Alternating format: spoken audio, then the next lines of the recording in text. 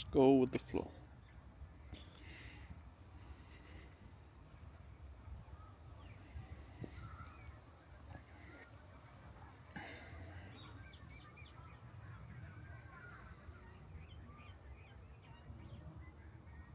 A lot of us ask the question of what it is we want to be doing with our lives.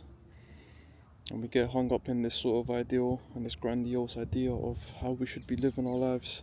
And it ends up putting a lot of pressure on us, and it did for me in particular. And we sort of lose touch with the present moment, with the simplicity and enjoying things that just pass by, that seem rather mundane and normal. And especially with social media these days, we get so fixated with the idea of becoming someone and being someone apart from who we are in this moment, and that creates suffering.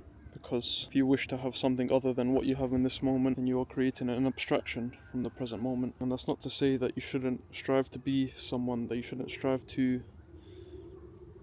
achieve and create something of yourself and of your life, but when you get too lost in this egoistic mindset of how I need my life to look and who I need to be happy, then you create a lot of pressure. I used to spend so much time thinking about who I wanted to be, how I wanted my life to look, the amount of money I wanted to make, the house I wanted to live in, and it was so nice fantasizing about it. But then when it came to the moment to take some action, I'd find that there'd obviously be a lot of procrastination because I was putting so much pressure on myself. I was taking myself away from the present moment and subconsciously telling myself that what is going on right now is not enough. And once you start to discern between what's going on in your mind and what's actually happening,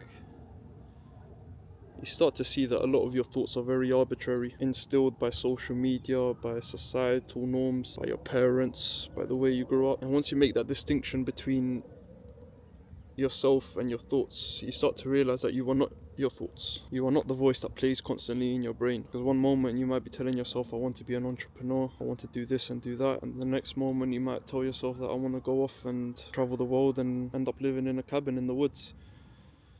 And when you've got all these conflicting thoughts in your brain, it creates a lot of friction. From that friction, you start to find yourself in a place where you feel a bit of confusion. I don't know what it is exactly I want to do with my life, especially if you're young. I can only speak from my experience and what I've noticed in other people and observed in them. And I feel the best way to approach this, and what I've been doing, is to just embrace the silence, get into nature, watch life slowly pass by, sit still in stillness, in silence, and just observe your mind, observe the thoughts that pass through. Don't try to make sense of them, don't try to analyze them, and you will start to notice that you'll feel this sense of peace. That you don't have to impulsively react to everything that comes in your brain and create some sort of master plan on how you're going to approach it, or try to dig into it and see where these thoughts are coming from and why you are sort of experiencing these thoughts and why you're feeling these thoughts. And then when you try to make some sense out of your life, you will find that what you want is probably relatively simple.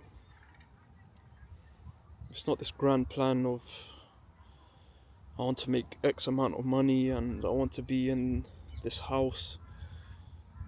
Because you realize a lot of these ideas come from social media, and they come from the things that you indulge in, and they come from this general consensus of what it is to be successful and what it is to be a person that feels happy.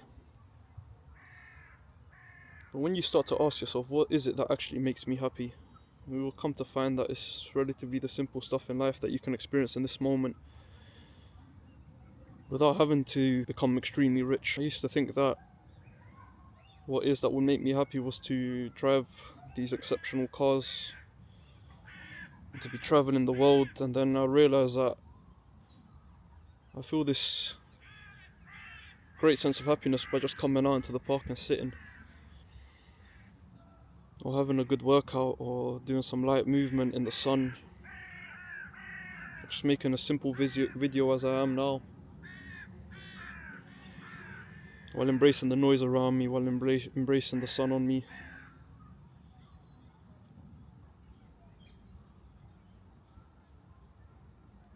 To just simply touch into a bigger topic, social media has given us all these ideas of how it is we're meant to be living our life, and we take those ideas on consciously or subconsciously. And obviously that creates this sense of confusion within us and this state of suffering, because we want something that we don't have. We desire something that isn't in this moment. And that's why you'll see that a lot of people have this general sense of unhappiness and discontentment, because they feel that where their life is in this moment is not sufficient enough for them to be happy. Maybe you don't have to be happy. Maybe when you experience these episodes of sadness and grief and confusion and apathy, you can just learn to embrace them as a human experience. You come to understand that you don't always have to be happy and content with how your life is at the moment or how you're feeling in this present moment, but just embrace it with compassion for yourself. And understand that it's normal to feel these things. It's normal to feel confusion. It's normal to feel sadness and to feel lost.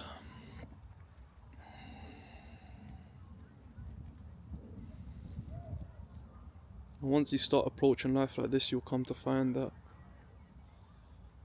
it's not that hard. It's not that hard to be happy. It's not that hard to feel good. You can feel good merrily by embracing the simpler things to life.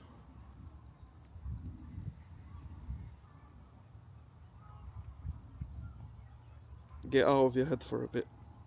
Come into the present moment. Stop over-analysing. Stop creating these plans. If you're generally not happy with your life, then just act on it.